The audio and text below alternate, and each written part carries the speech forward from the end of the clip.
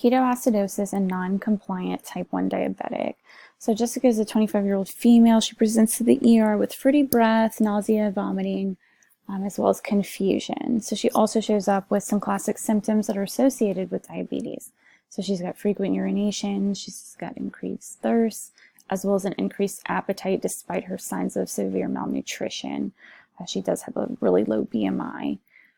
In regards to labs, her A1C is super elevated.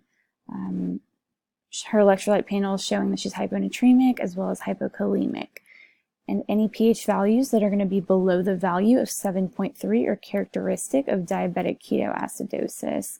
And her plasma glucose level is actually indicative of a severe case of that. Her chart history shows the following. She was actually diagnosed with type 1 diabetes at a young age, and this is her 4th time presenting to the ER for the same signs and symptoms. Each time they have diagnosed her with DKA. And she has endured a previous psych admit. The patient is known to withhold insulin doses in order to manipulate her weight. So we know the diagnosis that we have here. So she's got DKA, and this is the side effect of excess ketones being present, and it does result in a low blood pH. She's also diabulemic, so we know that she's deliberately giving herself less insulin than needed, or she might have even stopped giving herself insulin altogether in order to lose weight. And this is a condition typically found in type 1 diabetics. Like I said, we do know that she has type 1 diabetes. She's not producing adequate amounts of insulin in the pancreas, so there's a reduced uptake of glucose from the blood into the tissues. This should be well managed with her daily insulin injections, but she's not doing that. So we know that this is going to be associated with the metabolic pathway glycolysis. So in glycolysis, there's one glucose molecule. It's a 6-carbon molecule that's broken into 2 pyruvates. And so that's essentially going to be 2 3-carbon molecules. Glycolysis is going to yield 2 ATP as well as 2 NADH molecules. The good thing about glycolysis is it's able to function without oxygen. And glycolysis does take place in the cytosol of the cell. So glycolysis is actually divided in half into 2 phases. So stage 1 is going to be ATP investment. So in the first step here, glucose is phosphorylated to glucose 6-phosphate by the enzyme hexokinase, which breaks down glucose in the muscle. This can also happen using glucokinase, but that would be in the pancreas and the liver. In step 2, phosphoglucoisomerase rearranges glucose 6-phosphate into fructose 6-phosphate. So those 2 are isomers of each other. In step 3, the fructose 6-phosphate is phosphorylated into fructose 1,6-bisphosphate. And then in step 4, F1,6BP is split by aldolase into dihydroxyacetone phosphate, as well as glyceraldehyde 3-phosphate.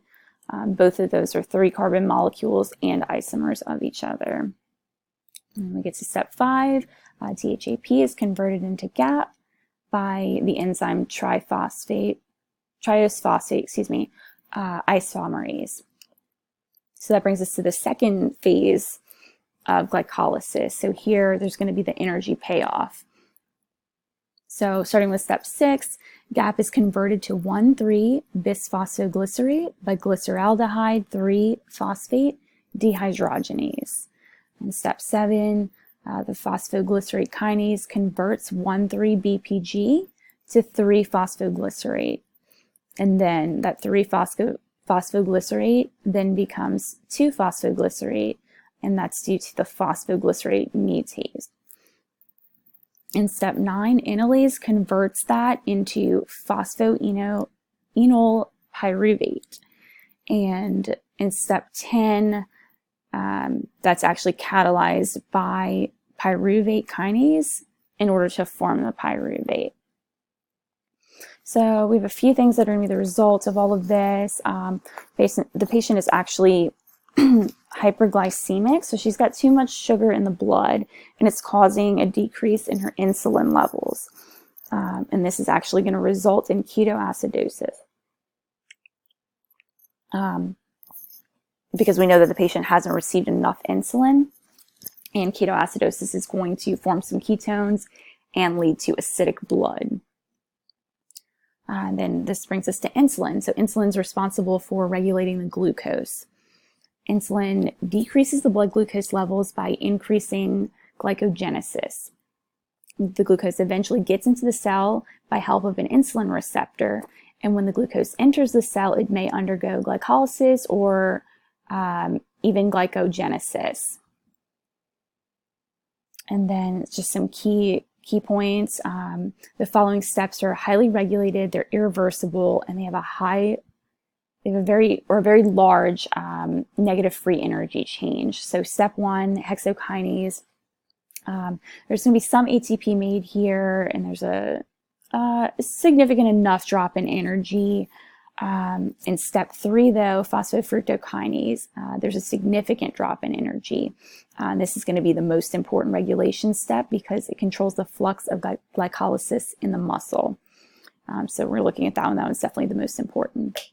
And then in step 10, pyruvate kinase. So it's not the best regulator, but it is a regulator nonetheless. And but it's just not the best because it's at the end of the cycle. And then the endocrine and hormone regulation of the metabolism. So hormones are going to affect the blood glucose levels. Excuse me, I'm so sorry. So with insulin, we know that it's going to result in a lower blood glucose level by increasing the glycogen production. In regard to glucagon, it's going to result in a higher blood glucose level because it's going to be breaking down the glycogen. And then these other hormones here, the growth hormone, etc., those are all going to increase the blood glucose. So the metabolic profile is just going to discuss here how different organs are affected. So starting with the brain, the hypothalamic neurons are going to be for nutrient and glucose sensing. That's kind of just to see where are we, what else do we need, just where we're at in the cycle. And then in the liver, glycolysis is controlling the liver glucose production. So this brings us to what we talked about in class, about the before versus after breakfast. So before, you're going to have decreased insulin, increased glucagon, and decreased blood glucose. So we're just kind of comparing this to what the patient, what she's going through. So the patient actually does also have decreased insulin because she's restricting. She does have increased glucagon, but on the other hand, she's actually hyperglycemic, and hyperglycemia should be suppressing the glucagon levels in a non-diabetic. And the picture here is just comparing the rates of glycolysis between type 1 and type 2 diabetics. And the glycolysis rates are all actually decreased in the tissues mentioned for type 1 diabetics. In regard to exercise, the effect on blood glucose levels here. So initially there's going to be an increase in blood glucose, but then after a few minutes of exercise, the exercising muscle has an increase to insulin sensitivity, which promotes glucose uptake, thus lowering the blood glucose.